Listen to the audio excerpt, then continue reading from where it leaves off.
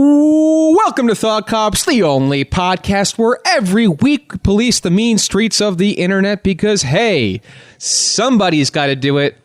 And then we let you be the judge, the jury, and the executioner in the court of public opinion, coming to you live from Neo, Chicago. I'm Officer Kevin. And I'm the Granch. You're a loser, Mr. Granch. But you've nothing left to lose. You wear shorts outside in winter like you've got something to prove, Mr. Granch. Everyone knows calling yourself a gym cell is just a bad excuse.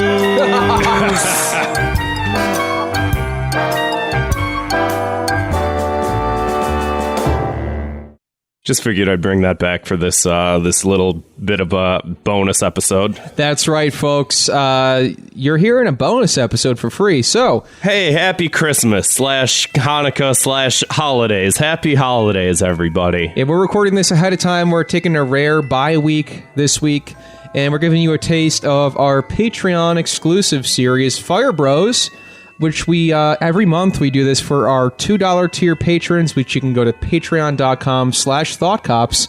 And for just $2 a month, if you like this episode, consider donating. We do a review of 4 different pieces of media every month.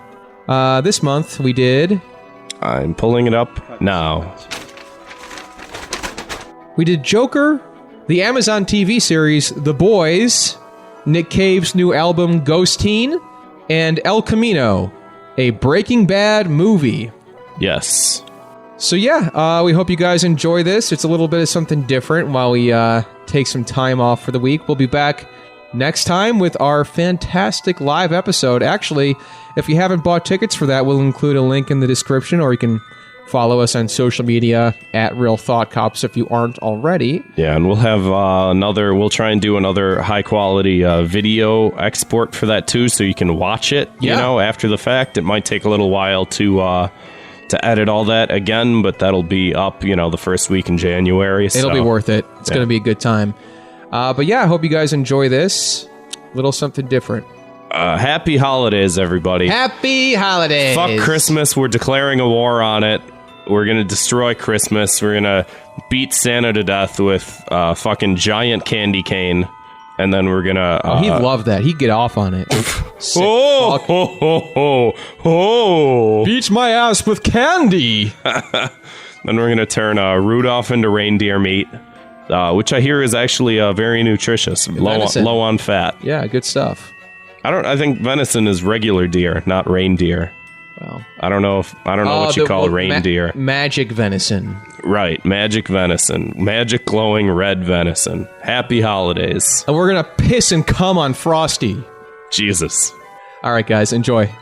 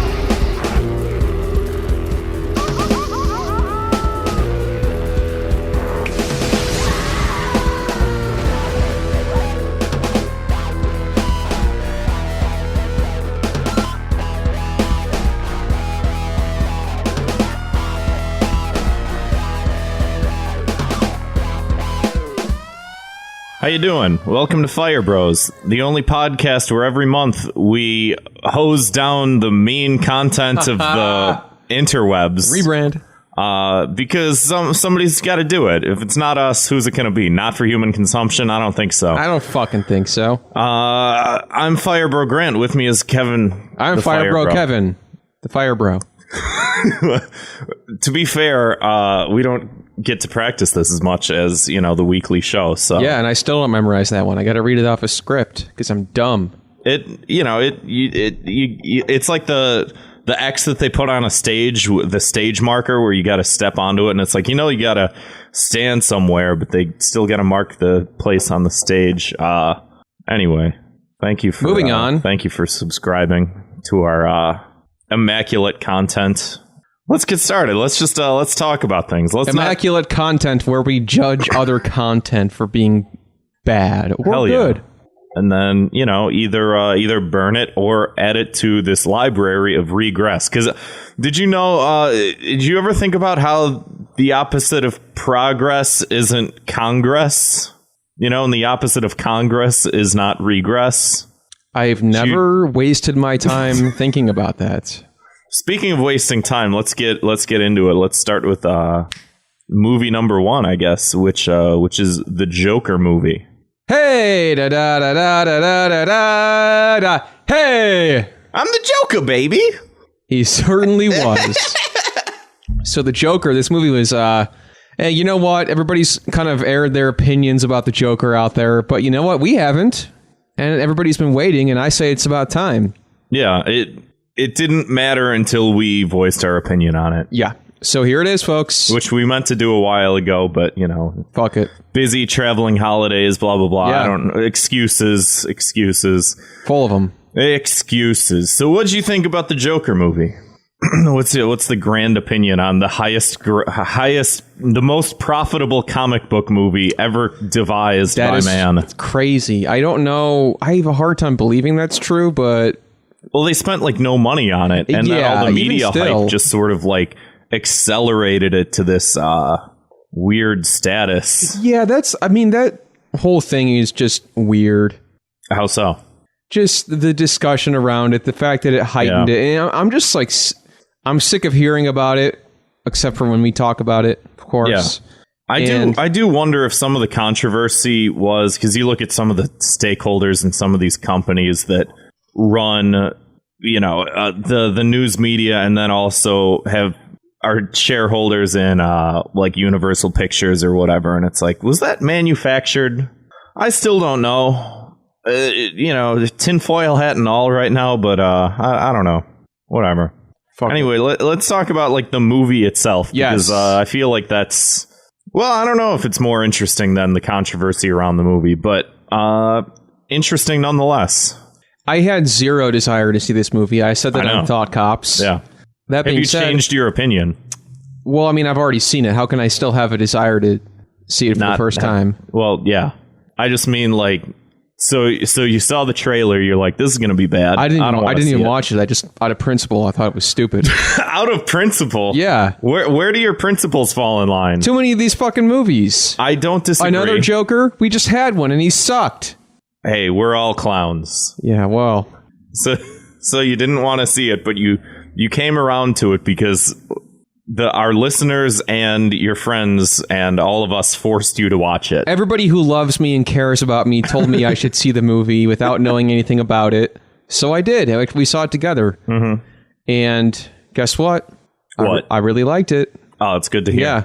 I also liked it. I kind of had the feeling that, it didn't feel like something to me that was going to be a joke, and it wasn't. Or it was. I don't know. Used to be a what it used to be a tragedy. Now it's a comedy. Oh. There's a lot of corny ass lines in the movie. I'll say that. My death makes more sense than my life. Yeah, I mean, it's not a perfect movie. No, it wasn't perfect. The more I think about the lines like that, I'm like, yeah, that was kind of dumb. But that being said, I get it. I don't know. That being said, I still thought it was great. Apparently, rumor has that there's supposed to be sequels coming, which I'm like, oh, couldn't we just let one thing be its own thing for once? I don't know. If they come up with an inventive angle for it, I don't mind, because the movie itself was sort of its own thing. And if they go, hey, we're going to make this sequel, but it's not going to be like other sequels, whatever. Well, there's supposed to be a Batman reboot as well with Robert Pattinson as Bruce Wayne, which is completely disconnected from this. Yeah. So it's like there is going to be two simultaneous. It's not too different from how comics work. Yeah, you but know? like that takes away from. How am I supposed to know what the canon is? Yeah, it's very important. See, this is why I prefer manga, dude. In all honesty, I really do because you got the one. I think that there's definitely something to that where you can look at like a main storyline and just be like, okay, this is what happened, and maybe you get different interpretations, but this is what happened. There's just one interpretation. Yeah. Just it's like an auteur's medium. It's one guy's vision all the way through. Yeah. And speaking of auteurs, sometimes that can be bad though. Sometimes things can sort of get off into the weeds, and then, you know, like easy example to bring up is always Naruto. Yeah. It's like, oh yeah, the guy was just way in over his head. Started off strong, got really, really bad. Guy needed to take a couple months off, sort of work on his plot lines and shit. And speaking of guys who took their time off, this is from the director of the Hangover series. I guess he took some time off to write this movie. Yeah. And I mean, that's just called work. So yeah, Todd Phillips directed this movie. That was another sign where I was like, I don't want to see this movie. I no desire. I think it paid off though, because some of the scene, like, you know, when you make a movie like The Hangover, you know the obvious, you know, like this is where the joke goes. This is where the joke goes. And there were a lot of instances where so crazy the Joker was either really funny on purpose or really funny on accident. And that's the thing. Like the humor almost was. Maybe sounds like a weird example, but it was almost Sopranos-esque in the sense that this is going to bother me. I got you this mouse pad, and you're using the mouse pad for your drink and your phone, and you're dragging the mouse on the table. Yeah, because the mouse makes less noise than if I do this. That's okay. Every time Zwick is like, "Hey guys, it's Zwick. Could you stop fucking throwing your cups at the table? It's picking up on these springs here." Or doing this. Yeah. Every time we do that, and he's like, "Hey guys, it's Zwick. Could you turn your fucking phone off? You know, could you stop having your phone vibrate while you're recording the episode?" So I have the phone on here, so when I place it down, listen. Okay. You didn't hear anything, right? Quiet as a church mouse. What are we talking about? Joker, I think. Joker. Yeah. So the comedy aspects were very strange. Yeah, no, I was kind of Sopranos-esque, where it was like this played very straight, serious kind of feature. But then you had the moments where he was in that children's hospital and the gun falls out. I really liked how down to earth it was, and I liked how it was a slow burn. Yeah. More movies I've noticed lately are like this. I don't want to bring them up because it would be too distracting from an episode where I'm already quite distracted. Yeah. Just kidding. I'm focused. I can do this for you guys. You give us money. I don't like how the gun on the table is pointed the wrong way. I think it should be more. Continue. Okay. Yeah, let's get everything on the table set. Okay, let's hit record. All right. Hey, guys, thanks for listening and giving us money. Anyway, there's a lot of funny moments in the movie. The movie had a lot to say, which I didn't expect, especially from an angle that I didn't expect either. Said something along the lines of just the idea of social work and mental health awareness was surprisingly progressive and cool. That it was like, the government doesn't care about you, and this is what will happen if people aren't taken care of properly. And it did it from this weird angle that was not. It wasn't pandering or anything. It wasn't pandering, cool. And it wasn't preachy, and it wasn't. I watched someone's commentary on it where they said something along the lines of like, in a lot of different cases, the social worker, for instance, would be seen sort of as the bad guy. But even she was sort of wrapped up in, you know, when she said the line, like, they don't give a shit about people like you. They don't give a shit about people like me either. And it's like, oh, this isn't just an issue of, you know, this one guy who gets thrown out of society. He's like the sort of the culmination of all of society's ills all at once, because you see that throughout the movie where there's all these different things that are happening. And Joker himself says he's not Arthur Fleck. He doesn't play into any sort of ideology. He doesn't have any political beliefs, but he's born out of like this illness that society is sort of going through, where everyone's just like not doing well, you know? Yeah, it's a very of the times movie, despite taking place in what appears to be the 70s. Or the 80s or the 90s. Yeah, I know you said it was pretty anachronistic. Yeah, which I like stuff like that. Me too. And I kind of want to get into, I think, why I like stuff like... So the one thing that keeps making me think about the movie in general is the fact that they set Arthur Fleck up to be... what do you call it? Like the unreliable narrator, where it's like, okay, we know after a while he stops taking his medication, he starts having this breakdown, and he starts sort of seeing things that, you know, he sort of wonders, did that happen?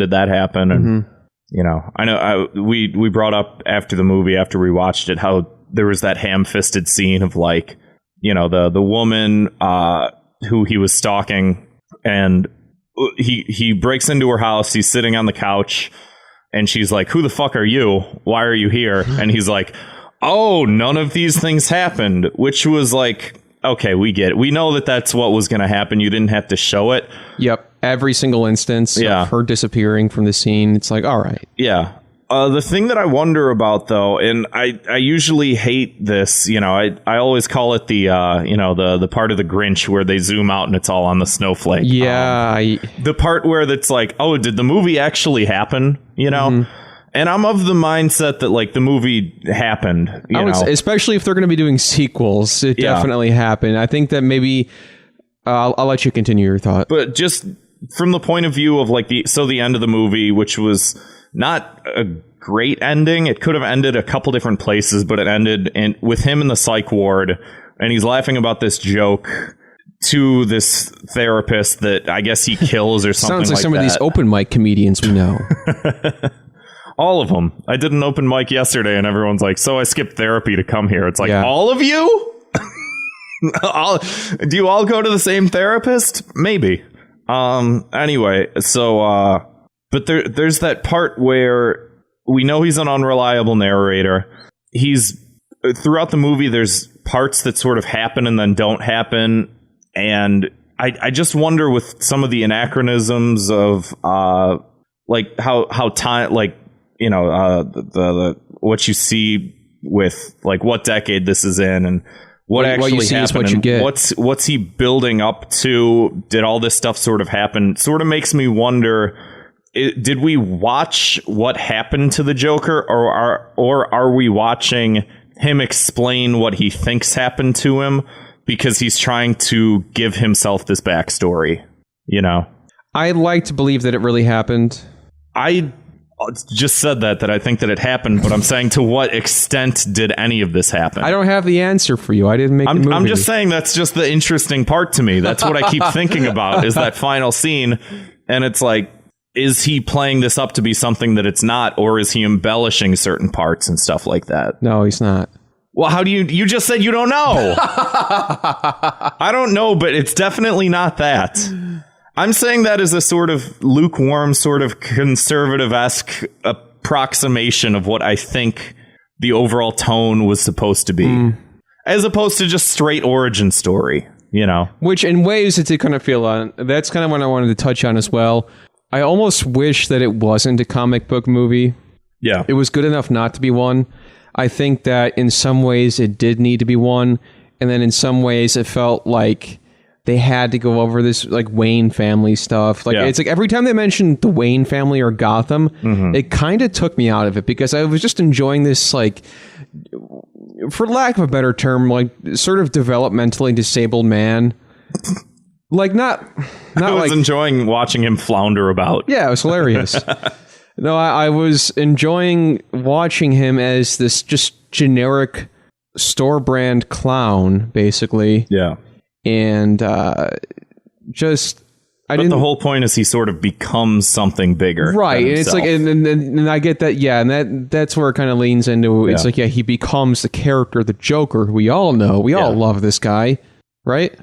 Well, the one guy in the theater that kept applauding it, like the violent parts, sure loved him. That was obnoxious. Never seen so many people leave a movie theater faster than when those credits started rolling. Mass pandemic. But I thought it was, you know, I like I said, I get why, also because I think that if we didn't already have if society didn't already, all right, guys, there, I said it. If society didn't, This is what the people came here for. you got your fucking money's worth. If society didn't already have this established notion that Joker equals bad, Yeah. some of the message in the movie might have been kind of muddled, where Yeah. I think that people might have taken it the wrong way, where it's like, there is some stuff like what I love about this movie, all that aside, I think that some of the fan service was a little bit ham-fisted, but necessary, I guess. I like, I mentioned it being a slow burn. I like how, you have action movies, for example, where there's guys are getting killed left and right, this and that. This movie, not many people got killed, but it was like every death was very important. It felt very like, ooh, like it felt like a fucking like. I real. love that aspect of the movie because I was talking to someone who was like, I don't want to see that movie because fucking it sends the wrong message that, if society rejects you, you're allowed to just go out and shoot a bunch of people. And he didn't go out and shoot a bunch of people. He shot 5 people. And the effect of it was like, yeah, you have a bunch of action movies. You just spray bullets into a crowd. You sort of don't feel anything. You kind of don't care. With this, it's like, it was always personal. There was always some sort of stake in it. And every time he killed someone, it brought the story forward, And then to the old notion people kept saying about this movie is they don't make movies like this anymore, which I kind of agree with. I mean, to use another TV example, for some reason, it reminded me of sort of, like in Breaking Bad, when characters would die, it was like, you have TVs and TV shows and movies where people get shot all the time and killed. And then you have a moment where Jesse is like, really has to figure out if he has to kill this guy, shoot him, whatever. Yeah. That's kind of how this felt, like where he's on the train, he shoots those Wall Street guys, and it ends up being on the news, and it ends up being this blown out of proportion thing. Yeah. And then, the whole movie really won me over with the third act with Murray. Yeah. I can't remember his full name, but it's Murray, the Murray Show. Yeah. What it was like a late night Johnny Carson kind of guy, and just he was fantasizing about being on this show. He'd been trying out stand-up comedy, and he gets on the show, and it was probably the most famous scene in the movie is the interview, which was insanely tense. Yeah. Yeah, that was an amazing scene. That whole, even in the I'm glossing over the fucking scene with the former clowns he worked with. Yeah, there's so much to. I could unpack every single scene. Like him on the train. It like when the guys start kicking the shit out of him. The first 2 shots happen immediately. You're like, okay, I get it. He has this gun. It sort of happened. The third guy starts running away.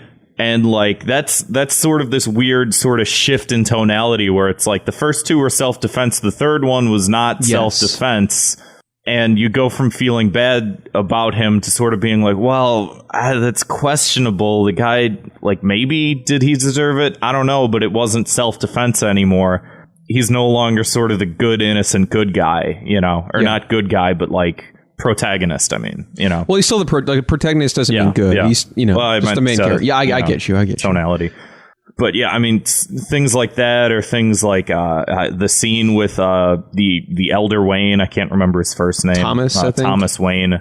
Like there's so much to unpack from every scene, which I like because anytime there's a movie like that where you can think about like, what do all these different things mean, and like what happened in this, and how does that play to the overall themes of everything is fascinating to me. And I liked how they played, for the first time, they played the Wayne family to sort of be like the bad guy, Yeah.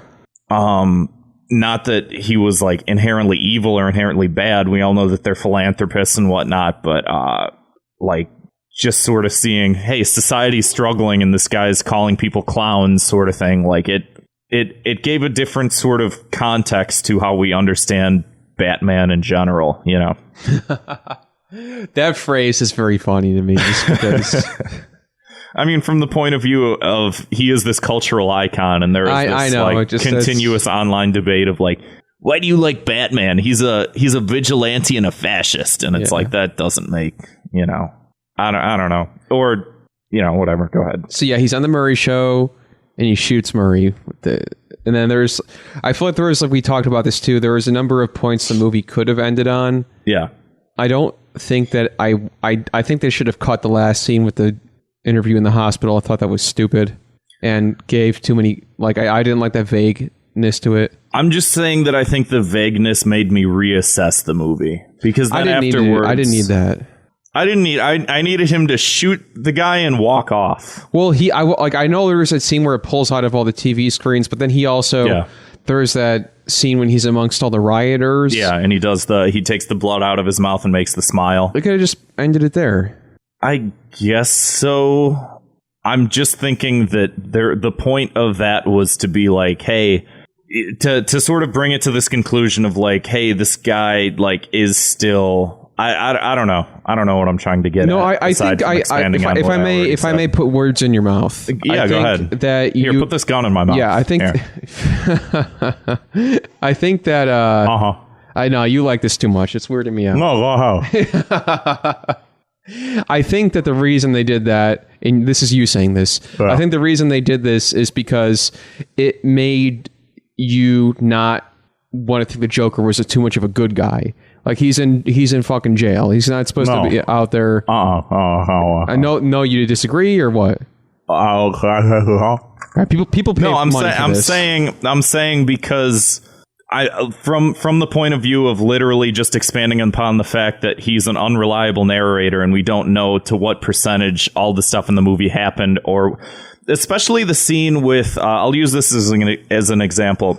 He's laughing about the fact that Bruce Wayne's parents died as a result of all this shit that happened, sort of because he is who he is, and all these people sort of like rallied behind him. He didn't really fully understand why.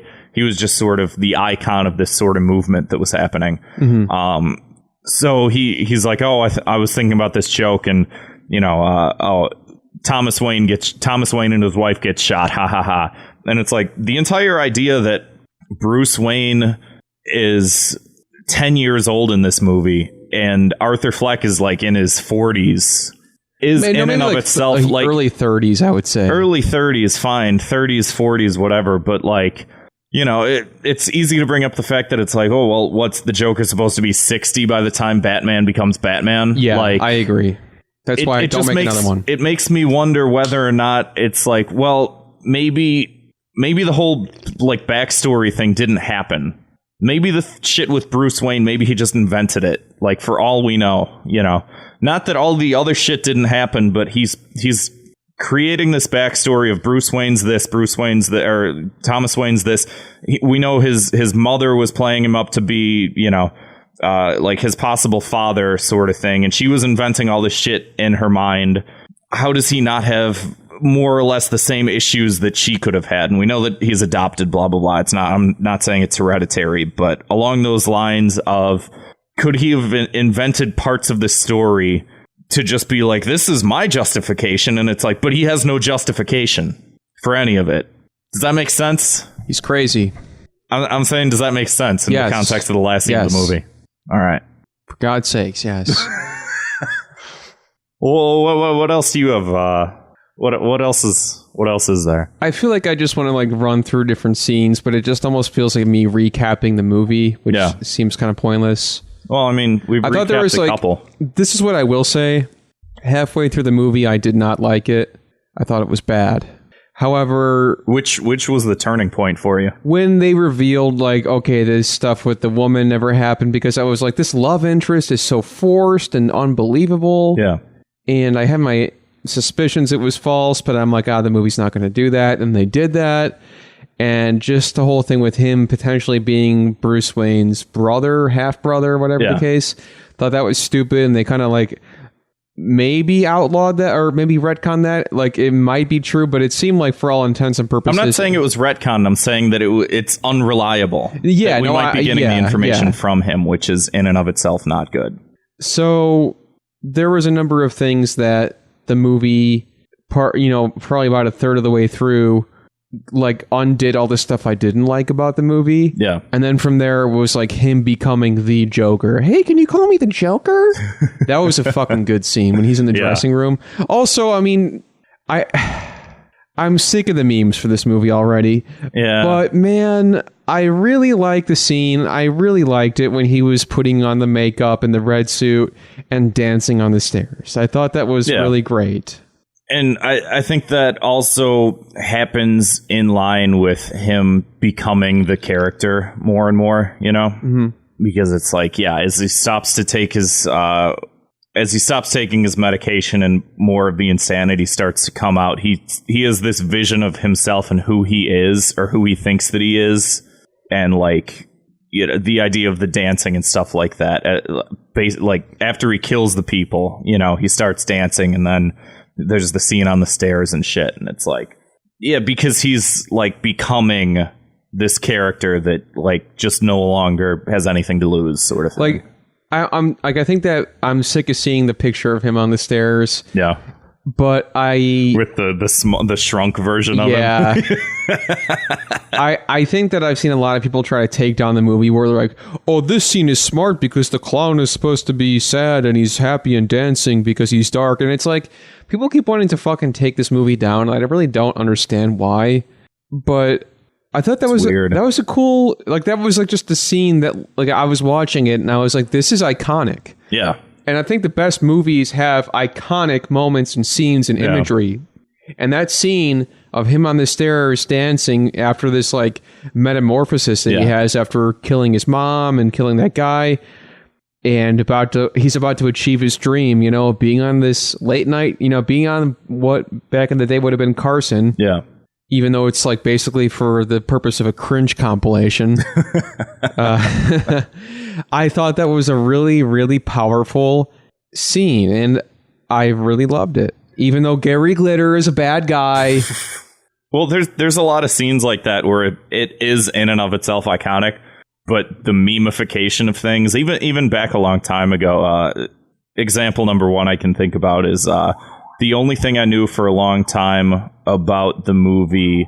What's the name of the fucking movie? God damn it! What's the movie with where he fucking shoots the brothel up? What the fuck is the name? Taxi Driver? Yeah. The one thing I knew about the movie Taxi Driver before I saw Taxi Driver is, "Are you talking to me? Mm-hmm. Are you talking to me?" One of the most famous lines of all of cinema. Are you talking to me? Yeah. And it's so fucking obnoxious to hear that all the time. Mm-hmm. And I know what's his name? Why can't I have Robert De Niro. Robert De Niro is like, I've heard that line said back to me every day of my life. That's since then. Like, that's enough to drive Dave Chappelle insane, make him fly to South Africa to fucking take a vacation. Yeah. Sort of level shit. Where it's like, things that are iconic, but then it has this mainstay in our brains that just like fucking eats away at like why it's important and why it's a good scene, sort of thing, you know? Mm-hmm. Yeah, no, I agree with you. I agree. This felt like it was on that level to some extent. I love that scene where like, a taxi driver, he's like looking in the mirror, and it's just this iconic, like, you know, like especially, you know, but for like a modern thing where it's like, we didn't grow up hearing the line parodied in every fucking comedy movie.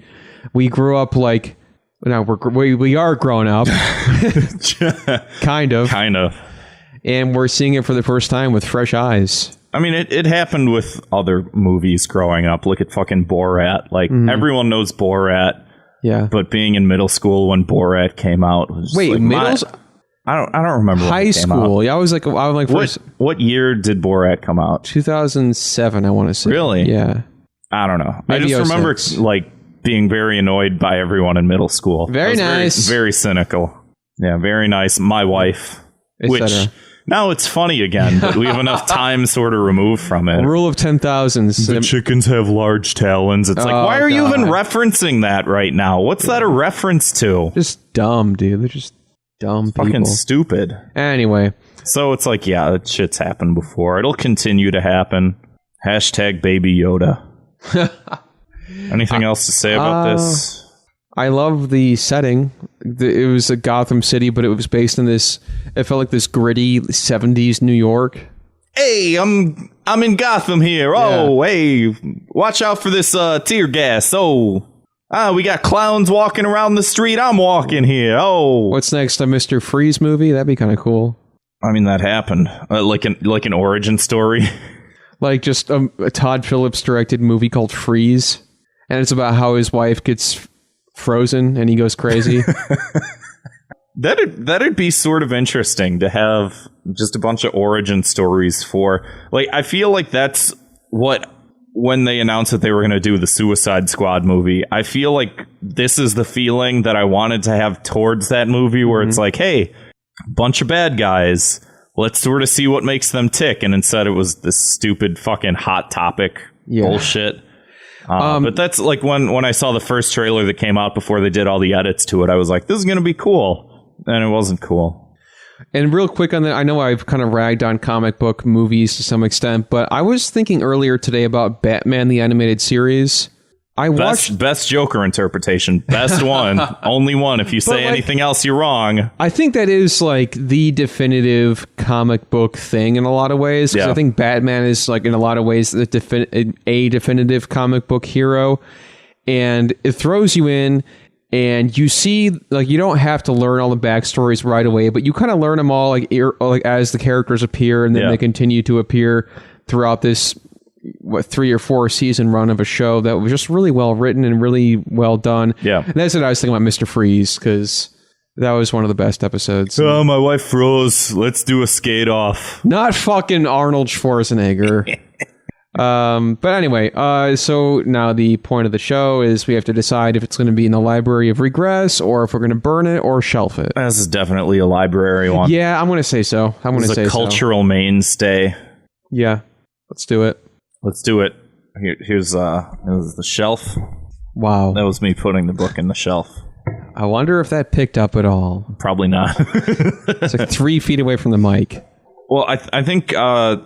since we're talking about comic book movies, the next easiest transition is to talk about the TV show The Boys. The Boys, yes. Boys are back in town.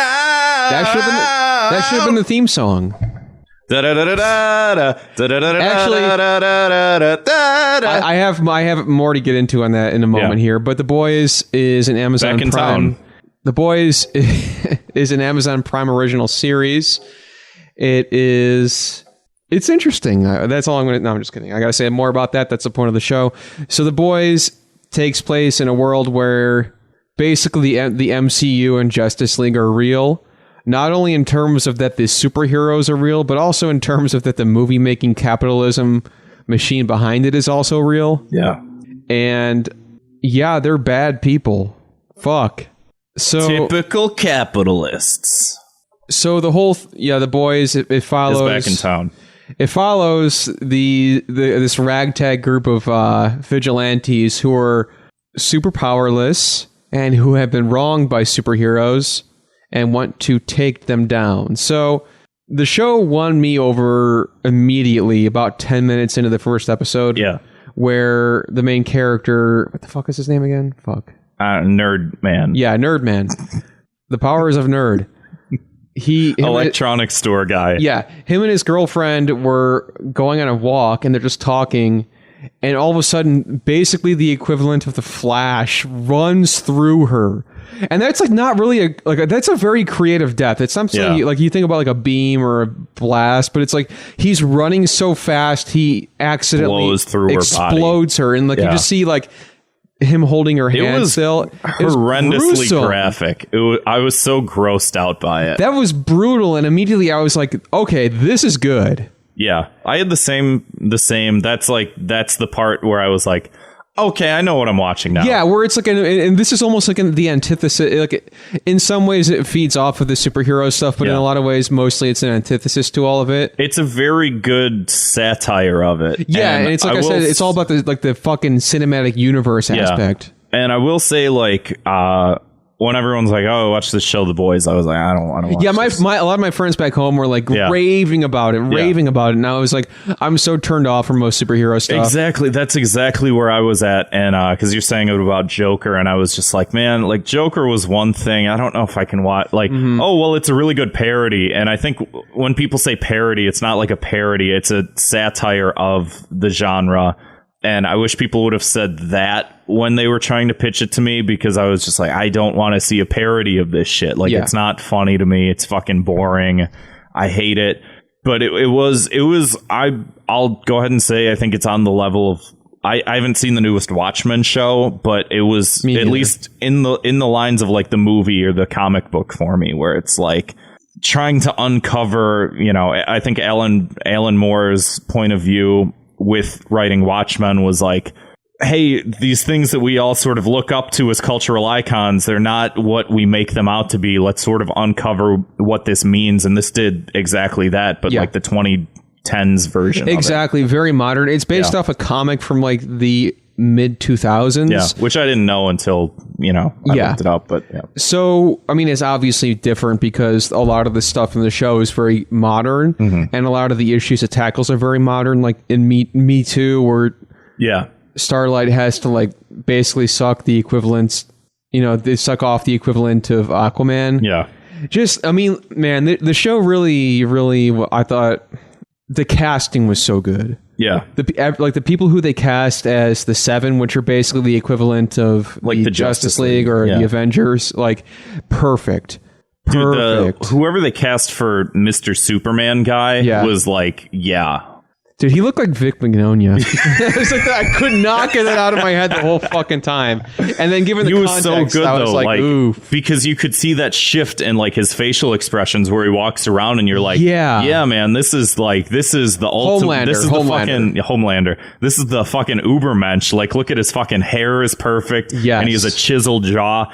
And then like, not to get too far into it, but like some of the scenes where he goes from being Mr. Hero to like leaving those people die on a plane, where he's just like, come on, let's go. Like, it was like, holy shit, this guy's like cold, callous, evil, like, oh my God. And like, brilliant casting. And that's the thing. I thought this show had the best pilot episode possibly of anything I've ever seen. Yeah. I don't think it was the greatest show I've ever seen, but I want to say it's like, as far as modern shows, it's won me over more than a lot have, but that first episode is so good and like probably just perfect. Yeah. Just how even like, oh man, there's like just they kind of get into the aspect of where, what was it, Boston's trying to like buy off like this superhero to live there, and it's like they like, and who's the chick who's like in charge of the whole like capitalistic angle of everything? Susan Wojcicki. Yeah, we'll go with that. So she was just like really just something else like that. Like she was a great character. So the whole thing is, like I said, the main character, we look up his name just so we can not seem so stupid. That's a good idea. I'm going to hear it and I'm going to be like, oh, duh, I'm sure anybody listening. He keeps calling him Petit Huey. Huey, yeah, that's right. So, I love that fucking French guy, by the way. At first I was like, nah, I don't like this guy. Yeah. And then he's just like, oh, mon coeur. I actually did not like him at all the entire time. I hated him. I warmed up to him with his fucking weird little Frenchisms. So I want to get more into that in a second here. Yeah. So the company tries to like buy him off like with damages, yada yada yada. We'll pay you the severance package if you don't talk about this. And he just was like, fuck that. I don't want to, And he ends up getting approached by Bruce, was it? Fuck. I'd like go out of my way not to remember. Carl Urban. That's his character's name. Carl Urban. What was the character's name, though? Butcher. Billy the Butcher. Billy the Butcher, yeah. So this is going to be the rest of our talking about it is like, what's the fast man? I don't know. Yeah. A-Train, I know that much.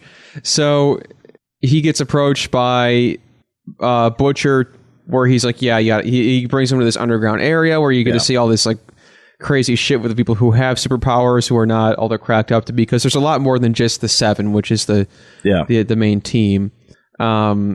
So then he ends up getting approached by the Invisible Man. Basically, that guy was fucking terrifying. Like, not only was he invisible, but he was invincible. Yeah. And man, the way that they, obviously spoilers, but the way that they kill him, holy shit. Yeah. That first couple episodes when they're just like, how do we deal with it? They happen to get him in a fucking cage. It reminded me a lot of the first time Walter White killed the guy in the basement, where he like bike locked his neck to the pole in his basement. and they're just like, I can't do it, man. I can't. Like, it had that feeling of like overcoming this obstacle, and that was one of my favorite scenes in the entire show. Is Petit Huey keeps looking at the poster of like the wash your hands poster, and it's the baby with spaghetti all over, and it's like, you know, keep your hands clean. And up until this point, he's like, because it wasn't just like, how the fuck do we kill him, but like he was going over the turmoil of like, am I capable of killing this guy, you know?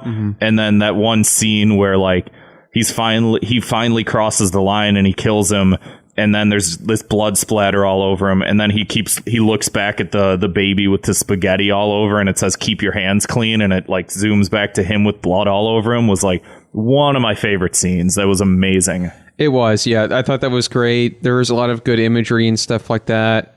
You know, one thing I want to mention, just because I'm thinking about that scene in particular, is this is a pet peeve of mine for movies and TV in general, but when the song choices are too on the nose.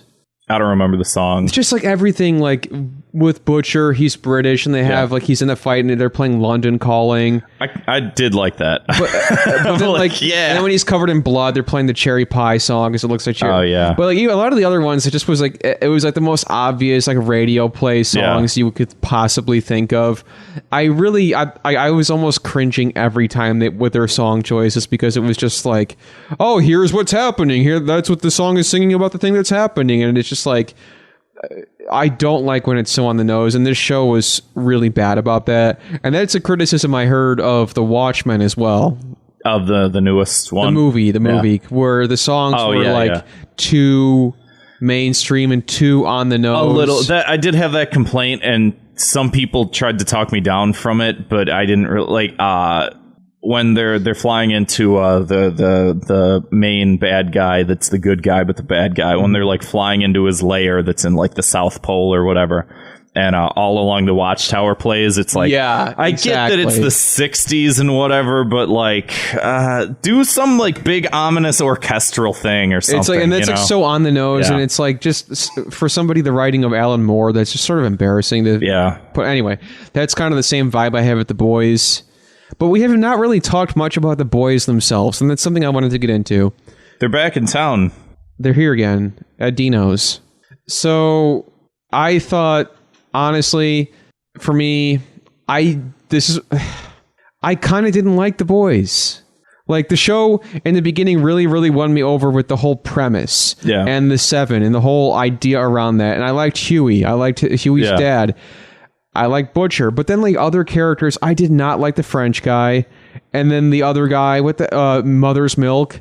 Yeah, who was that guy? That we knew he worked in a prison. We know nothing else about him, and like every interaction between all the characters felt so forced. Where he's like, even like I kind of like Huey, where he's like, he's like, we need you to infiltrate. He's like, I'm not an infiltrator. I like Billy Joel and like yada. He's like, they're not infiltrators, and it's like, what the fuck are you talking about? Like, that has nothing to do. It just like, it's just bad writing. It's lazy.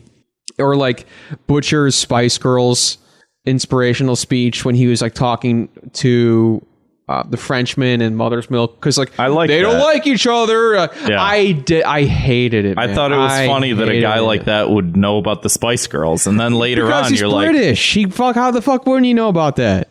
Because he's a dude. I don't know about the Spice Girls. But, you know, they're British. He's British. I get it. I didn't know that the Spice Girls were British. That's how little I know about the Spice Girls. Well, it makes sense. One of them's married to David Beckham. It makes sense. Yeah, I personally, I stuff like that. I just thought that like the interactions between them were all very, very forced. I will say that I didn't... Them as sort of the good guys or as the protagonists or whatever was less interesting than just the storytelling around more of the thematic elements of like what was happening. I think it was necessary because like the very premise is just like these guys with no superpowers are trying to fucking take down the Justice League, basically, which is which is terrifying. And that scene when they have I'm drawing a blank in the invisible guy's name. Invisible Man. Invisible. Fuck it. Yeah, we'll just call him that. Sorry, everybody. Mr. Invisible. They know who we're talking about. But when Homelander is like flying, they're like, oh fuck, Homelander's coming. Yeah. Like, that was scary, dude. Homelander's scary. He's terrifying. And that first episode when he's like flying out to the plane, like the whole time, like they frame it where Homelander is like, oh, he's a goody two shoes. Yeah. He's the one who's like not corrupt, yada yada yada. He believes in the cause, and he's like whatever. And then like the last scene, well, where, like, he doesn't have dirt on him. Was the thing. Like, exactly, which we find out more about later. But he, like the mayor of Boston, I think it was, him and his son are on the plane. He has to sign autograph from Homelander. Yeah. Homelander's waving to him on the plane, and then all of a sudden you just see his eyes start to light up, and you're like, whoa, what's happening? He just fucking cuts the plane in half with his eyes and lets the kid die, and the rest of everyone on the plane die. And then the other plane scene where he just like, the kids are trying to get off the plane, and he like you said earlier, the tense scene, but then when he goes like, fuck off or I'll burn you with my fucking lasers. Yeah. Like that was like scary. Like, and it really like the show really puts you in the tone of like where the boys would be or what anyone would be, where it's like, they're fucking monsters. And it's like, it comments on a lot of like almost like, they're like Hollywood elites, where it's like the whole Me Too thing though. It's like, there's like and a there's lot so of much, there's like, I took a bunch of notes on this. There's Me Too. There's like, just the idea of like late capitalism, celebrity culture, like police brutality, the fucking military industrial complex, like different conspiracy theories and shit like that, like all sort of boiled into all of the shit that's happening. And it all had to do with just like the use and abuse of power structures. And like, what if these people did exist? You know, how would they be? Why do we think that they would be all good, or that's the weird thing about the idea of superheroes in general, is that nobody, up until this point where they're making this show, nobody had the idea to sort of like glob onto them and be like, oh, well, we're going to market this. Yeah. Because why wouldn't you? You know, like, exactly. Superheroes are real. Why would, like, fake superheroes have all this merchandising and shit like that? Like, why wouldn't there be, if Superman was real, how come somebody wouldn't hire him to, you know, fucking, you know, and I do realize that this has happened in some of the comic books where it's like Superman versus the Red Menace, and it's like, that's terrifying. This is too much power within one individual. We think that it's good because he's on our side, but like they go into the show where it's like they're creating super villains just to make more money, you know? Anyway, I cut you off on some point because I just wanted to talk about sort of like all of that together. You know? I mean, that's basically like what I was getting at. Yeah. So, yeah, I mean, I wish that I liked the main cast a little bit more. The one thing I will give a pass to is the fact that they weren't necessarily the most likable, and I think that they could have done a little more to make them likable, but I can give them a pass on the sense that, like, the Seven, for instance, are sort of the pinnacle of what we aspire to as humans, and I wouldn't even say it's like likable. I mean, the Seven was not likable at all, but they were like well written. They had like on the outset of when you look at them, they're all that's right with humanity. Like they're this selfless group of heroes that rose to the occasion, and they're everyone's savior. And you see sort of like the spiritual like filth that's sort of the decay and the corruption and shit like that of like, no, these are really bad people. And it's like, so what in this universe, what does a good person look like? You know, because all of the good attributes that we put towards the Seven, we all know to be fake. So what exactly is the antithesis of that? And I can sort of give a pass to being like, maybe these guys don't have to be, you know, good people or likable or shit like that. They're just there to do the job sort of thing, you know? I do think that it's a little lacking in that sense, but I get that it's like, what's the antithesis of this? What do we do? What do we just have better superheroes that are like, but I'm right? It's like, it has to have that little bit of ambiguity. It has to have a little bit of like, these guys aren't good sort of thing. I don't know. Something like that. I get that. I mean, I get the whole thing. It just, I mean, I don't know, to kind of circle back around. I mean, to talk more about Homelander specifically, we learn more about him. He is Homelander was a very interesting character. Yeah. Just his obsession with can we look Susan Wojcicki. Yeah, Susan. Just like he has that line even in the first episode where he's like, I think it's very admirable that a woman your age could have a newborn child. Yeah. Like, it's rude, and she's just kind of like, oh, thanks, you know? And also, like, the weird, like, you find out, you kind of get the glimpse, like, he would, like, use his x-ray vision to, like, watch her breastfeed her child. Yeah. And then the weird, like, psychosexual dynamic you find out they have, where, like, he's, like, sort of into getting domed by her. Yeah. And that's, like, sort of a really weird scene. Their business mechanic is that way, too, and it made him uncomfortable, but he's, like, sexually, he was, like, he liked to just be, like, humiliated by her. It was just, like, that was a crazy scene, and, like, there was a lot of, but then that ends up coming to a head towards the end, like, the last episode I thought was incredible, where he basically takes her hostage with her child, as well as, like, Butcher, who's there to, like, you know, use her as a hostage to get to Homelander, because you find out that Homelander, you know, raped his ex-wife, and then Homelander ends up just fucking burning a hole through her head. Yeah, that was... And he's just like, okay, now what? This should be interesting. Yeah, I did not see, like part of me did and part of me didn't sort of see that happening, where it's like, I had no idea where that was going to go. I didn't. That was a tense scene, and when that happened, I think it was that power dynamic of, like, I think he got something out of her being sort of lorded over him, like she was the only person that had, like, some power over him, and then she was like, I'm fucking terrified of you. He was like, oh, there's nothing here anymore. Yeah. Fuck it. And he's enough of, like, a fucking murderous psychopath that it just, like, at that point, it just meant nothing more to him, because he got no more gratification out of it. Yeah. So, I mean, I feel like we're glossing over, like, enough of the show. We didn't really talk about Compound V, which is, like, this drug that we find out that that's how they're making superheroes, where the capitalist angle comes in a lot more here, because they're not just coexisting in this world with these people, they're making them.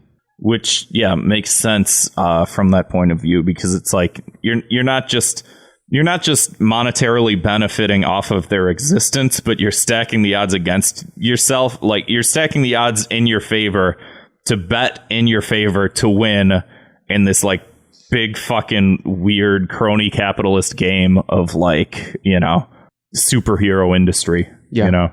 Any other thoughts you want to throw out there?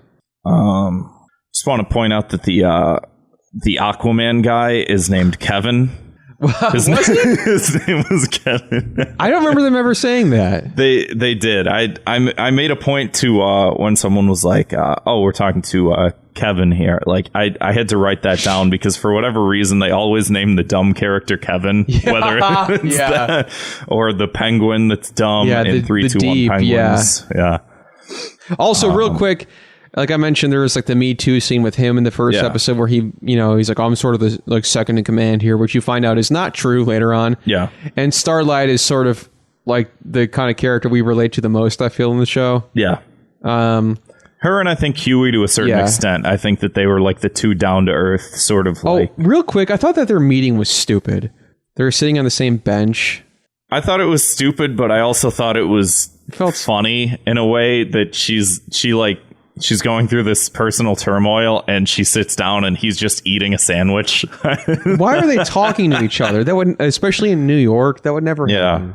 So, but real quick, and then, like, he ends up getting basically raped later on too by that woman and you find out that he has, like, fish gills under his suit that he's uncomfortable of. Yeah. And then she ends up, like, fingering his gills, and he's so weird, like, that was a hard scene to watch.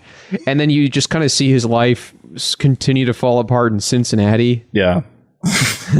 where things go to die. Exactly. I do wonder, because we never saw the conclusion of what happens with him. Like, one of the last scenes is he's just shaving all the hair on his body. I wonder if he just becomes some sort of, like, psychopathic, like, something's gonna happen with him. Yeah. I don't know what. If he just becomes some extremist fucking whale man or something. I don't know. I don't know what they're gonna go for, but it felt like it was. I guess he's into fucking dolphins too. Hell yeah. I got those blowholes. Yeah, I don't know. I think the only other thing I can think of is the idea of the creation of the supervillains, I thought was like the interesting yet obvious angle to take, where it's like, oh, there's other people in other countries, and it's like, of course they manufactured those people to be like that, sort of thing. And it adds another layer of depth where it's like, that does get into, you know, they're fighting this like bill in order to allow them to fight in wars because, like, of course, you know. And it just really makes you sort of wonder, like, what the fuck are we fighting any of these wars for, you know, in a certain sort of weird way. Like, when we get involved in any of these countries, I thought it was a good satire of that, because it's like, yeah, if everyone has these fucking superpowers and they're all fighting each other, and then we're sort of the cost of, you know, collateral damage and people dying and shit like that as a result of, you know, these moneyed interests, like, what are we fighting for if it's just like these fucking, you know, super powered fucking weapons, you know? And I thought that was a good take on that. Other than that, I don't have too much else to add, I don't think. That's just about... I'm going to put in the library. I liked it. I didn't think it was perfect. I thought it had a great first episode. And I am very... I'm like, when season 2 comes out, I'm definitely going to watch it. Yeah, I want to watch it. I want to see it to its conclusion. Yeah. I think. So this, you know, hooked me in a lot of ways that a lot of TV shows recently have not. So, yeah. For that alone. That's my problem with a lot of things nowadays. It's like, if something doesn't hook me in the first 10 minutes, I don't care, you know? Yeah. Yeah. I mean, there's so much content. Yeah. Thanks for listening.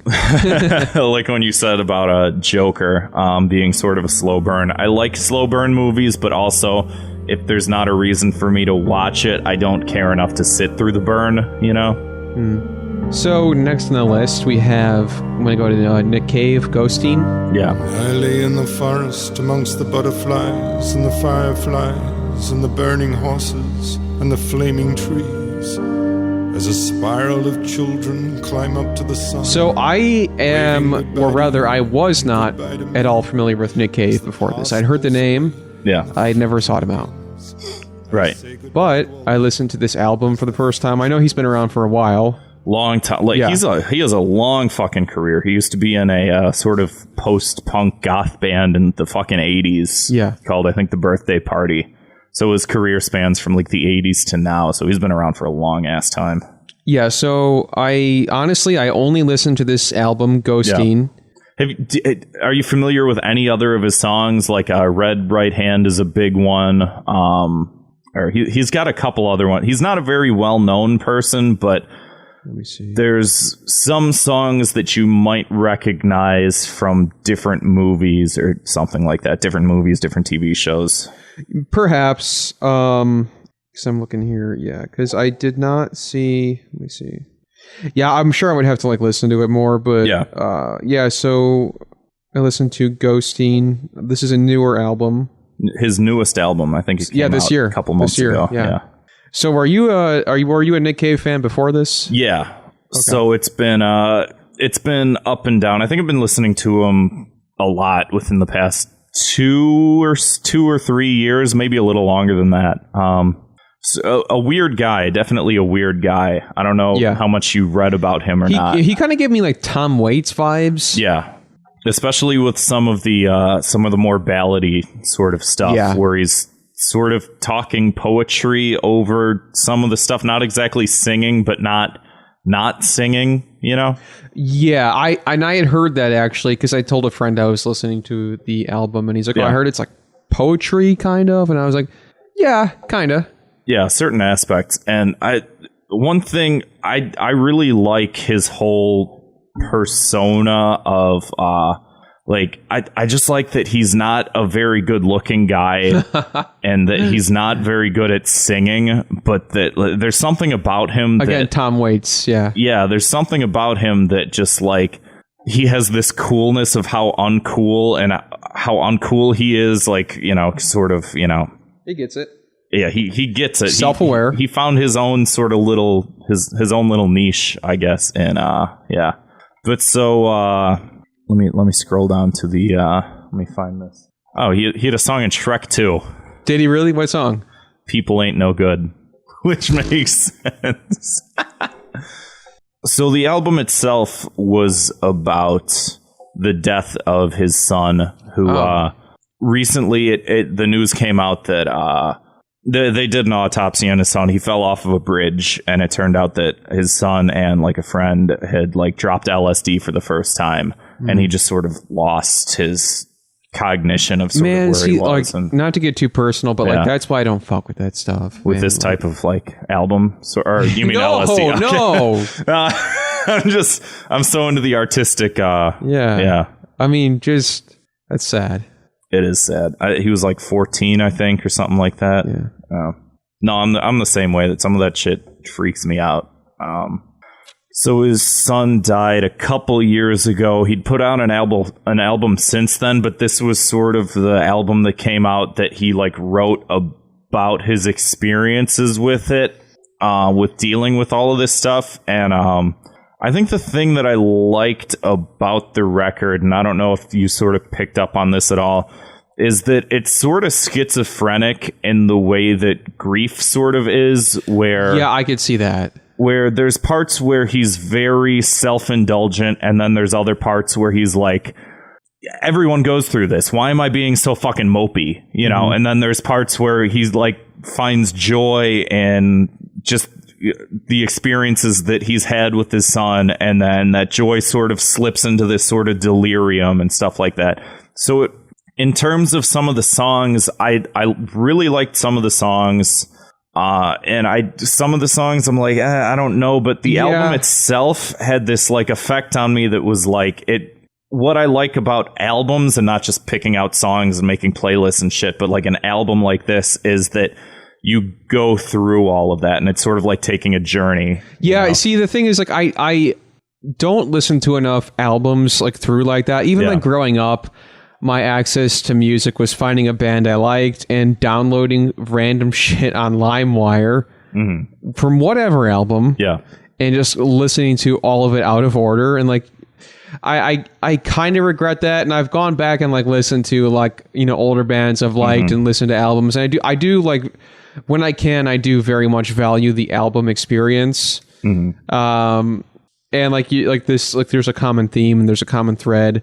I don't know that this was exactly my cup of tea. Yeah. Musically speaking. It did take me a long time to like Nick Cave, because there's so much that's unlikable, but I had to wade through it and find how much I liked the unlikability of it. Yeah, I could see that, because I listened to it a couple times, and I would say, honestly, I didn't love it, but I definitely liked it more on the second listen. Yeah. Because it took me a couple listens to sort of get like over the first time too. I just was like, I kind of wasn't in the mood for something slow and like fucking like drony and whiny and like, and I feel bad saying that now and learning more about fucking it. Fucking son, shut up. Yeah.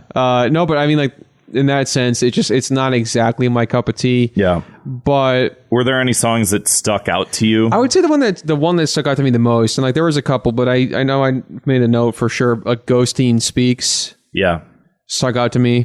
I think that's one of the more, if I'm remembering, because there's that one, and then there's Ghosteen, and then Ghosteen Speaks. I think that was one of the more sort of uplifting ones. I think three or four that stuck. I'll go with three, since it's just a shorter number. I like Bright Horses, Sun Forest, and I really liked Hollywood. That's the last one. It's that 14 was good too. minutes. Yeah.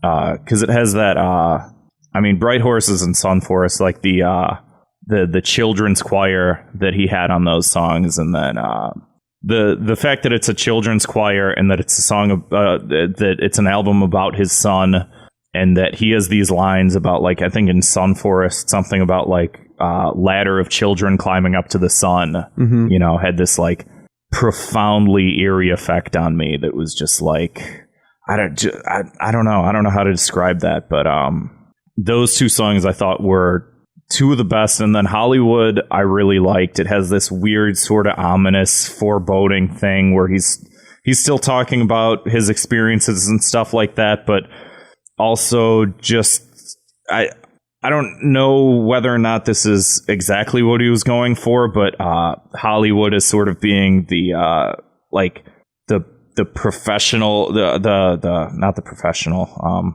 the aspect where he's sort of showing this off to people sort of thing, and his sort of like weird regret about having to make this public in a sort of way. And then he also ties it into this like Buddhist parable about this woman who her son dies, and Buddha says, "Oh, go and find a mustard seed from someone who hasn't had someone that dies." And then the woman sort of realizes, like, everyone's died. You know, this quest to find this mustard seed is like just so I realize that everyone goes through their own grief. And his realization of that, like, I liked all of the lyrics and the tonality and sort of that understanding and acceptance of him, as, you know, from the point of view of like a storyteller in that sense.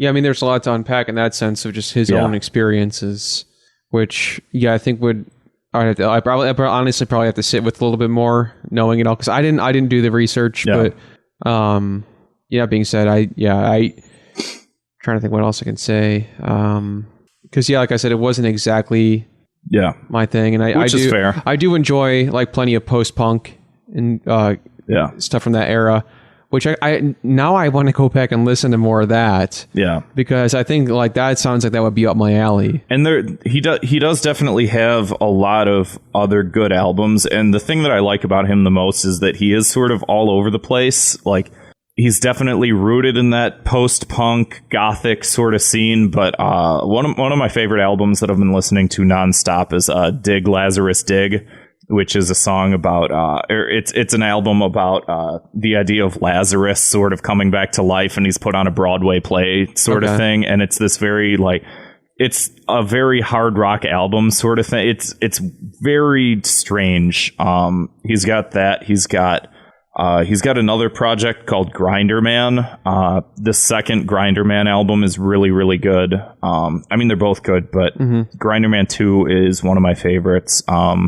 God, there's so much shit. I think you would benefit from listening to Red Right Hand, and I think that album, I think it's Let Love In, I think might be sort of up your alley. So I'd say check that stuff out. Yeah, that sounds familiar. So I'll check that out.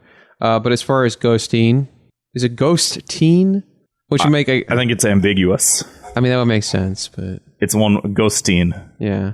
Yeah, so sort of a weird album name. I do like this cover, though. Yeah, me too. It's a very beautiful cover. Yeah. You folks, you got to see this. You got to Google it, assholes. Motherfuckers. Yeah, so what? Well, and then real quick, that's like the part of the experience I like about the album is the like the visual artistic element that kind of comes with it. So in that sense, great. I would say I don't have a whole lot more bullet points to say, but I would say I would maybe shelf it. Yeah. I feel bad saying I was almost thinking about burning it, but the more now that you can sort of contextualize it a little better. Exactly. You're giving me a little more context for it, so I do like it more. And like I said, I was listening to it again today, and I liked it more then. So maybe if I listen to it 17 times, I'll really like it. Maybe. So, and I'd say check out some of his didn't have time to do that. So he's got a lot of really great songs. Yeah, I'm definitely curious to check out more of his oeuvre. Yeah. So yeah, I'm going to shelf it. Yeah. What about you? I'm gonna say I wanna shelf it too, because I liked it a lot and I like all of his stuff. I don't think it was one of his better albums, but there's something I think there's something to be said about it's just interpretation of the idea of grief and doing this sort of like meditation on it. And again, I didn't like every song on it. I think Dig Lazarus Dig is probably one of my favorite albums by him, at least so far, based on the amount of times I've listened to it. This was not one of my favorite albums by him, but I think that's something where it's like I keep coming back to it and I keep thinking about it and I keep sort of recontextualizing it, and so many of the elements of like his preponderance of religion in the context of like, I don't think he's a religious person, but him thematically bringing up stories of Jesus and Buddha and shit like that is all just as a way of dealing with, reality and understanding that this is the human experience of like everybody goes through this sort of thing, it had an effect on me, and I do keep going back and listening to it and getting something else out of it. So I would also say shelf it for those reasons. You wouldn't put it in the library? I don't think so. Okay. I liked it. It didn't blow me away. I don't know. Yeah. All right. Fair enough. It's my humble take on my own opinions. Fair enough. It's not that important. It's good. I enjoyed it. I think if some of the songs were a little stronger, I would like it a little more. Yeah, for sure. I would agree. There's a couple where, again, I think some of the songs, I think Sun Forest is maybe one of my favorite Nick Cave songs, but I think some of the other ones just weren't strong enough so that I felt like... As a whole? Yeah, as a whole, that it, that it's like what's the Queens of the Stone Age album, Songs for the Deaf, where it's like, I like every song on here. Yeah. Melancholy in the Infinite Sadness, where I like every song on here, or the Mars Volta album, Francis the Mute. Those are all albums that it's like, those are definitely like top shelf, library of regress material for me. Yeah. This is like, I liked some of it, but as a cohesive unit, it lacked a little bit, Fair enough. So the last item on the docket is El Camino, a Breaking Bad movie. Yes, it is. Which I could have used... I agree with you. I could have used less of that title and less of it being so focused on Breaking Bad. So here's my perspective. I love Breaking Bad. I've already brought it up once on the show, completely unrelated. It is my favorite show. I think it is absolutely perfect. And I also really, really love Better Call Saul. I gotta say, I don't know why. I understand Breaking Bad's importance, but I like Better Call Saul better than Breaking Bad. In some ways I do. And I guess we have to see how it ends. You haven't even seen season 4 yet. So that that is like the wait till you see that. But anyway, so I had very high hopes because I was like, because I had high hopes.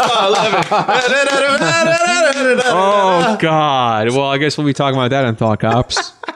Oh God, my brain is full of poison. Yeah, so El Camino, oh my God, a Breaking Bad movie, is a Netflix exclusive feature. Yeah, it takes place directly after episode finale of Breaking Bad. Immediately after, yeah.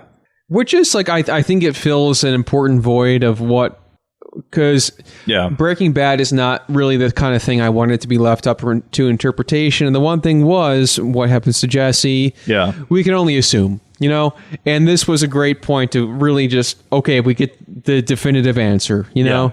Which I remember after Breaking Bad had ended and Vince Gilligan had said something along the lines of like, well, I like to think that he did escape, sort of thing. And it's like, but we don't but we don't know until you make the fucking movie where he does, because otherwise, it's left up to interpretation. And it's like, it didn't feel like enough of an important thing to leave linger, where it's like, like with the Joker movie, like, did this movie happen or not? Like, that was more important. This, I don't know. Yeah, so, and the reason I say I wish it was less Breaking Bad, I guess my hopes for this movie were in that Better Call Saul, that felt like something we needed to see less of. Who was Saul? Yeah. We didn't need to see that, but man, is it good. Yeah. And also, it completely stands on its own. There's a few fan servicey things here and there, but they're tastefully done. It's within the same universe, and it's done in a very good way. Yeah, and most of the characters are new to that. They're exclusive to that show. Yeah, because go figure, Saul has like his own family and his own friends and his own life that intersects with the world, but we get to explore that. Yeah, so in the same sense, this is the spin-off for Jesse, but it's a movie. It was I'm glad it was only a movie. Yeah, me too. And not me too. its own series. Jesse as a character in Breaking Bad, he wasn't my favorite. He was Alex Trebek. Was Jesse a character? Yeah. And anyway, that's not how Jeopardy works. But so,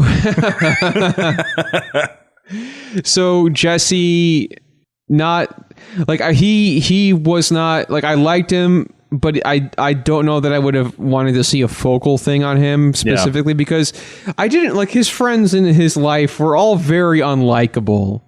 They were likable in the sense that it's like these are nice guys, but like there's not all that much there. Right. They're kind of dumb. And I mean, to a certain extent, Jesse had a understandably like he had a good understanding of like street mentality. Like you wouldn't say he's book smart because he's not. He was never book smart.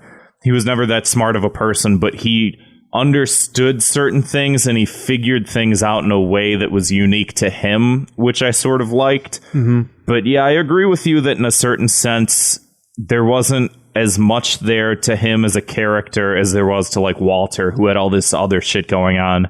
I think I understood him to be in the show sort of more to be like this punching bag of like the ugliness of, you know, Walter relies on him at first and then ends up just sort of using him. And then they get in this weird sort of like toxic relationship with each other where Jesse sort of like after a while, he's like, I don't even want part of this anymore. I just want out. I don't want to deal with this shit. And he just keeps pulling him back in. And then he becomes like a slave at a certain point. And that's always my understanding of the character is like, this is as a result of all this stuff that we're seeing, this is who gets set up as the punching bag.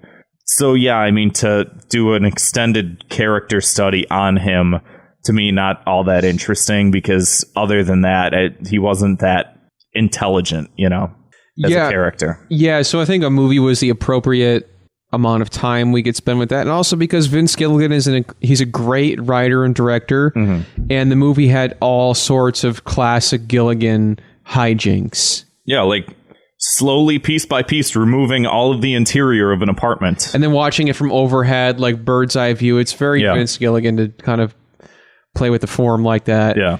And yeah, I mean, I kind of wish, like, okay, here was my hope. So Better Call Saul is, you know, there's a throwaway line towards the end of Breaking Bad where Saul says something along the lines of, well, like, best case scenario, you get out of this, you get a restart, and I could be like a manager of a Cinnabon in Omaha, Nebraska. Yeah. Flash cut to Better Call Saul. He's a manager of a Cinnabon in Omaha, Nebraska.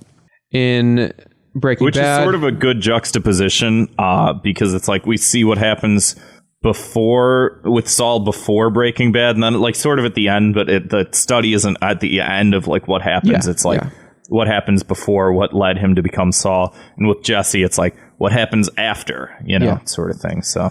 And so Jesse has the throwaway line of, you could go anywhere, you could be anyone. What do you do? He's like, I'm going to go to Alaska.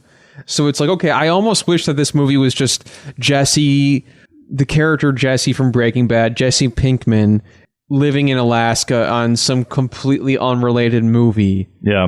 Maybe that's just me that would think something like that. That would be cool. But this picked up exactly where the last episode ended off, where he's in the car speeding off. The police are going to arrest the now dead Walter White. I mean, there was like a weird aspect where, you know, Walter was very private.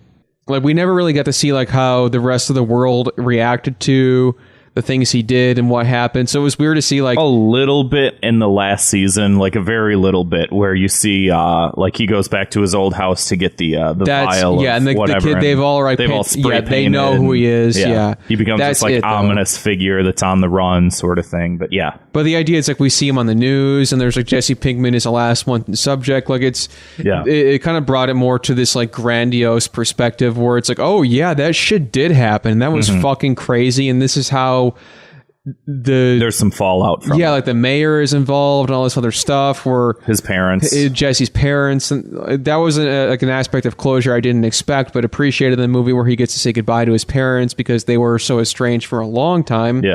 And so the movie did something I didn't expect, was it jumped back and forth between present time just after Breaking Bad and then going back to what happened during the time skip, which was while Jesse was a prisoner to the Nazis and chained up. Where in typical Breaking Bad, typical Vince Gilligan fashion, he is obsessed with detail and nuance. We get to see the guys who made the chain. It's a dude. When you see Better Call Saul, I don't want to say too much about it, but they're like the plot of the season revolves around something that is so minimal to the story of Breaking Bad. God, I want to say it, but I don't want to say it. Do you mind? Don't say it. Okay. Here, say it, but I'm going to cover up my ear you have to hear it. You have to hear it. Yeah, no. I won't say just it, though. Just because, I haven't seen it yet, but I know what you're talking about, where it's like, oh, you know, the security guard number 12 that was sitting in the office when fucking Jesse went into the Staples to go take a shit, like that guy, he gets his own plot line. Like, and it's like, if you can make that interesting, that's awesome. That's a Better Call Saul. They took a. Yeah. It's like if you told me this entire season was focused around this thing that you wouldn't even think about being important to Breaking Bad. Yeah. And then they made it really, really, really good. Yeah, I will be like, that's impressive. And that this movie like did not fully do that for me to some extent. Like, I wish it was like, honestly, I wish it was more bombastic and grandiose in some respect. Yeah. So it's like it's like you get to see who made the fucking chain system to keep him tied up for the Nazis and the welding company and stuff. And that was like a detail I appreciated. And I thought it was like, it kind of gave some purpose to it, but I wish that it wasn't so tied in to the lore of Breaking Bad to some respect. Yeah. I will say I was sort of glad that it wasn't as grandiose. I felt like at times that was sort of like Breaking Bad's sort of like downfall. Like, again, I think my go-to example is Gus getting his face blown off and walking out the door, you know, sort of thing. I thought that was possibly the best scene in the whole show. I thought it was good, but it's one of those things where it's like, that doesn't happen in real life. That wouldn't happen. That wouldn't happen.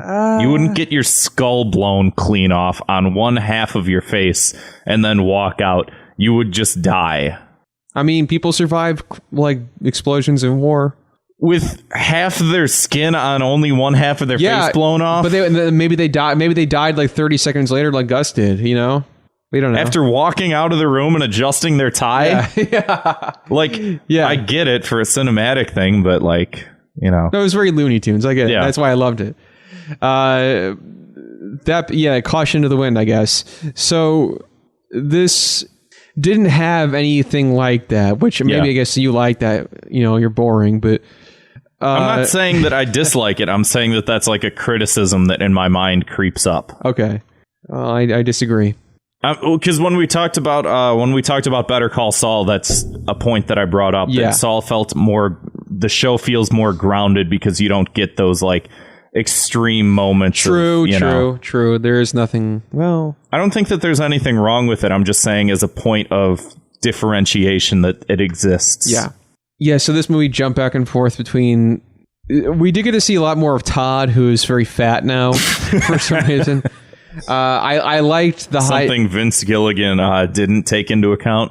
Yeah, like I like you could tell they were trying to hide it in certain scenes. Yeah, I like the hijinks, like the Weekend at Bernie's weird plot, which is like hilarious but very dark. Yeah, where Jesse, he's like, hey, you want to, you know, the guys are out for the weekend. You want to come out on a, you know, kind of just hang out for the weekend, and maybe you could help me with something. And you're like, what the fuck could it possibly be? And then, you know, you're kind of with, that's the thing about Jesse is sort of the character in all of this and Breaking Bad and everything. He's just sort of the character the audience is kind of able to graft themselves onto a little more. Yeah. Where you're kind of like with him, like, what could this possibly be? Yeah. And then you find out it's like the cleaning lady he killed, and it's like, what did she do? What did she see? He's like, no, she was a good lady. You know, she just, she accidentally saw something, you know, and I had to kill her. I love the scene where like, after they bury the cleaning lady, and he's like, so you want to say some words? And Jesse's like, no.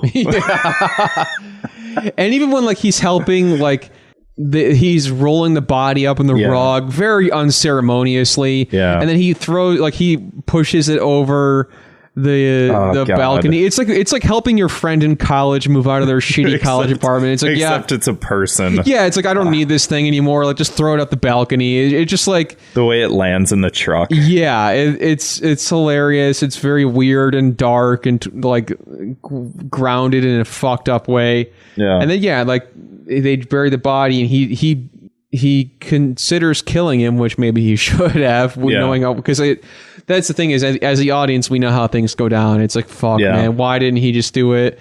Like, he let us, like, he's just a good guy deep down. He couldn't do it. And he's like, come on, man, we can get pizza. What kind of pizza do you like? Yeah. I like pepperoni.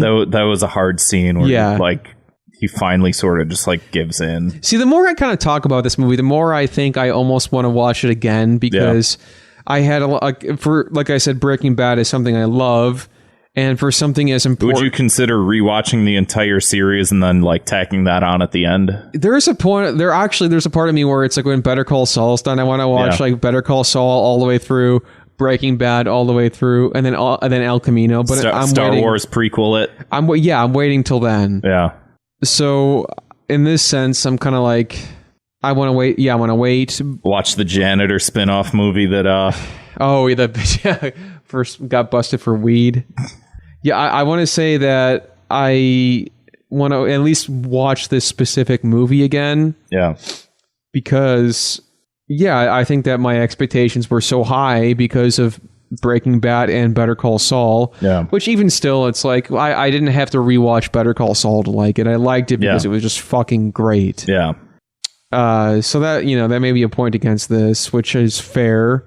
I think it's definitely out of all three of the entities, I think it's the weakest, but like the way that I'm contextualizing it in my head is just like the epilogue of a book, where it's like you read an entire novel, you get through, I don't know, 800 pages, all the action happens, and then there's a couple pages at the end that's just like, this main character after this happened went off to do this and blah blah blah. Yeah. Happy ending. There you go. And that's where it's like, it did feel like that. And I'm happier contextualizing it as that than like this movie that's supposed to like blow everything out of the water and like clear all these things up. It could have, but it didn't. Yeah, but it could have. I feel like just the existence of it existing and having watched it and not being disappointed in it, but watching it and sort of seeing that like, okay, it's not this big, grandiose thing. It's sort of its own thing is in my head. I've shelved it into the part of my brain that's like, it's just the epilogue to a book. The book was good.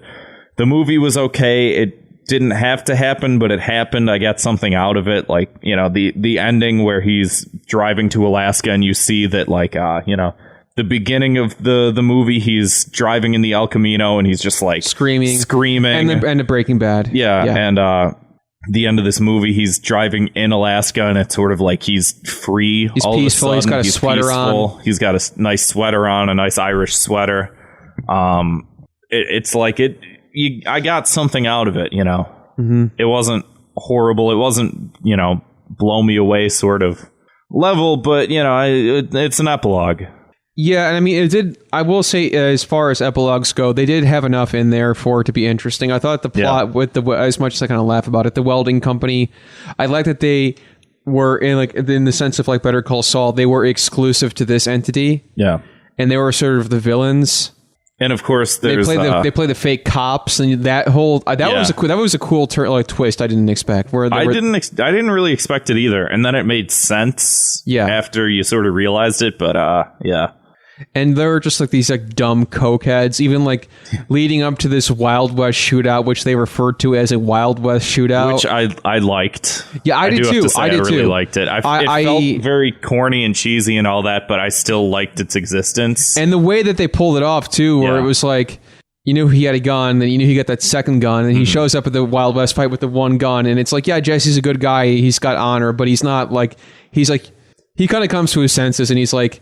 In the same thing with Breaking Bad, Jesse would surprise you once in a while. He was clever, like he wasn't dumb. Like exactly, he was clever, and like he had that second gun. Like it's like, who would even think of like street smarts or not? Who would fucking think of that? Where he shoots the second gun from the inside of his pocket. And just kills a guy. Like you don't even have enough time to register. You just like see his body bouncing off the door with the bullet holes in the blood. I love that he's like, okay, I'm gonna count down. Yeah, then one, he doesn't and wait. Just blows away. And then his fucking pocket's on fire from the bullet shooting out of it, and the gun. He's like, hey, dude, your pocket's on fire. Then he's like, I want to blow this place up. You guys can get out of here if you want, or not. Yeah, the shootout scene did feel very Breaking Bad. It was like the one thing where like, oh, remember when this happened and then he does this and then he uses this from this sort of thing, you know? Yeah. So in that sense, I like that. It wasn't the grandiose thing I would have expected from a, but it was like, yeah, I mean, it was charming enough, I would say. So, man, I'm trying to think what else. I props to Robert Forrester, played the vacuum salesman. Yeah. I love that actor.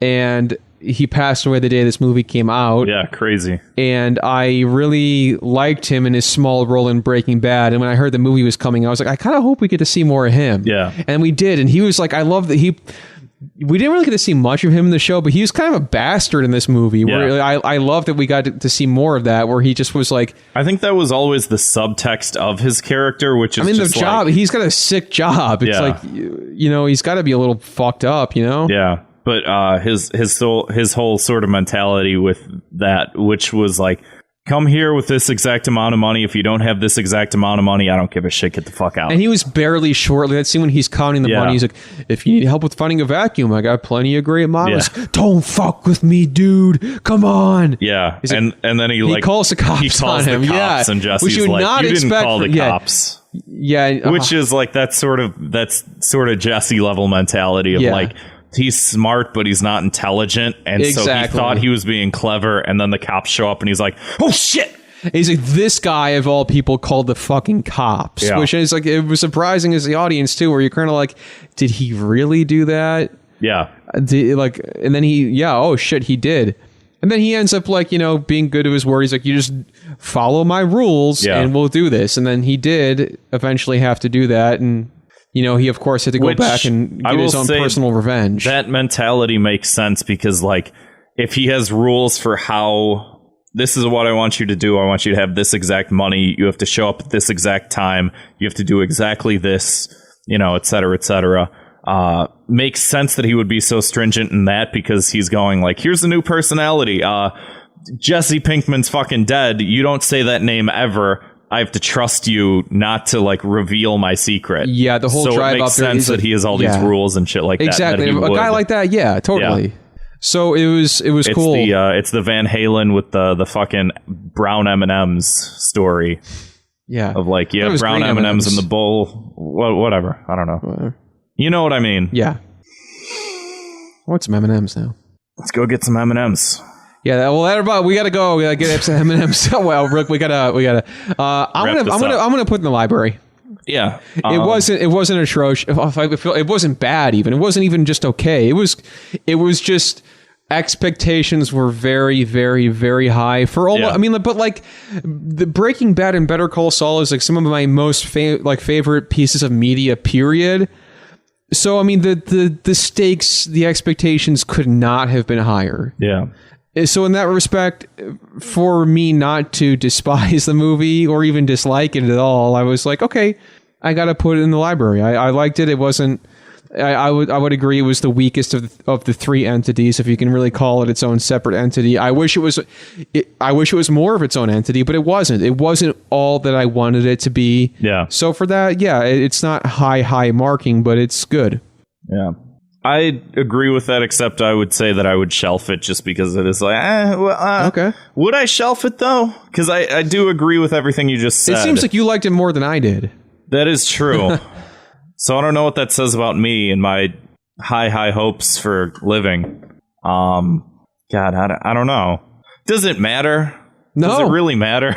You I say put it on the shelf, make it more interesting, so we didn't just agree on the same shit. Yeah, I'm fine with that. Okay. I mean, that's how I feel, which is like, I'll defend it, and there was a lot that I liked about it. Go with your gut reaction. But again, like, it wasn't great, so I don't know, Yeah, I mean, for me, it's a mild library. It's like bottom shelf. I could do bottom shelf. Or like, when they put it on the cart and they walk around with it, and it's like it's at the front of the cart, so the librarian's gonna like put it on the bottom shelf, but like she hasn't done it yet. I don't know why I'm gendering this librarian. It could be a he, it could be a they. Sexy. I hope so. I hope that the one librarian that works in the Library of Regress is sexy lady with those black frame glasses. Black frame glasses, huge pair of cans. And just like the shortest skirt that's like just impossibly. You would never get away with like a dress code. Oh yeah, like except in our library. Yeah. Anyway, thanks for listening. Draw fan art of the Thought Cops librarian. It better not be like a drawing of Zwick. Now that you put that into the ether, some. Anyway, guys, thanks for listening. Thanks so much for supporting the show. It really, really does mean a lot. Appreciate you. If you support the show and then you take the time to listen to this, you're awesome. What's that meme of the baby who's like pointing? Baby Yoda. And he's going, "Oh yeah, you're awesome." That one. You get that one. That's just for you. Yeah, Google it, print it out, stick it on your fridge. You earned it. Give yourselves a pat on the back. Give yourselves a round of applause, and I want you to clap in a circle. High hopes. Anyway, stick That'll around be a good way to end off the show is us singing High Hopes. Yeah. I won't do it. I won't do it either. Thanks, guys. Goodbye.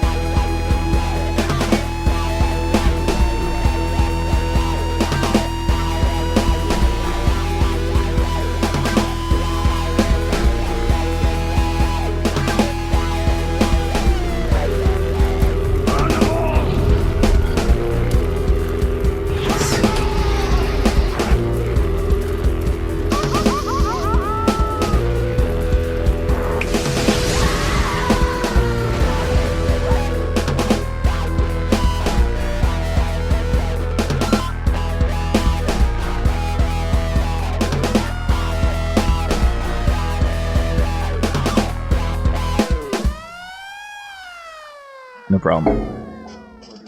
I'm just going to leave this running. Zwick can edit out 20 minutes of silence.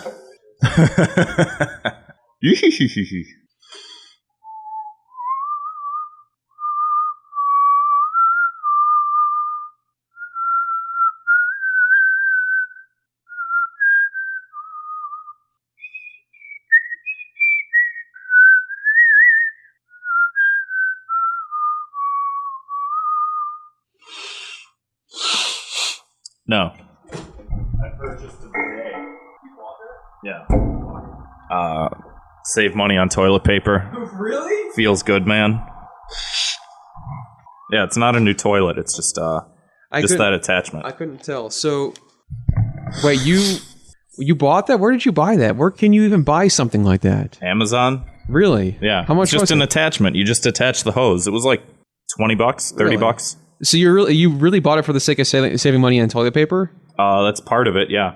And the other part was you just like how it feels. Yeah, it feels good, man. I've never had that bidet experience. It just seemed like a good idea. Anyway, library doing regress for that, or are we gonna? Let's review that next episode. Yeah, dude, I'm excited. I get to use the bidet for the first time. I was in Japan. I couldn't figure the thing out. There are so many like buttons. You put your mouth around it, and you okay. You find a nice lady who's used it freshly. Oh God. Anyway, what's the last thing again? El Camino. So El Camino. Oh, yeah. I don't know. I figured.